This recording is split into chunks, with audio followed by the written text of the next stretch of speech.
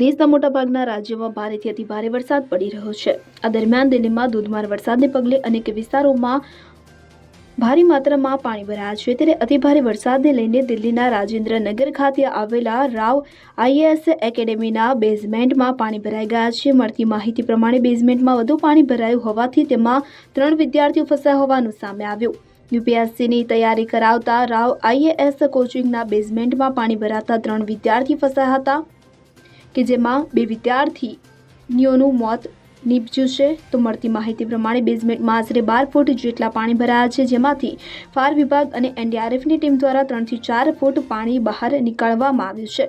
મહત્વનું છે કે ઘટના અંગે ફાયર વિભાગમાં સાંજે 7:15 વાગ્યાની આસપાસ જાણકારી મળી હતી। ત્યારે ઘટના સ્થળ પર ફાયર વિભાગની 7 ગાડીની સાથે એનડીઆરએફની ટીમ પણ આવી પહોંચી છે। આ દરમિયાન કોચિંગ સેન્ટરના બેઝમેન્ટમાં ફસાયેલા વિદ્યાર્થીઓને બચાવવાની કામગીરી ચાલી રહી છે।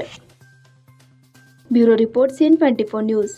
હવે જુઓ દેશ દુનિયાની તમામ ખબરો તમારી આંગળીના ટેરવે। ઉઠાવો મોબાઈલ અને ગૂગલ પ્લે સ્ટોર પરથી ડાઉનલોડ કરો અમારી CN24 ન્યૂઝ મોબાઈલ એપ।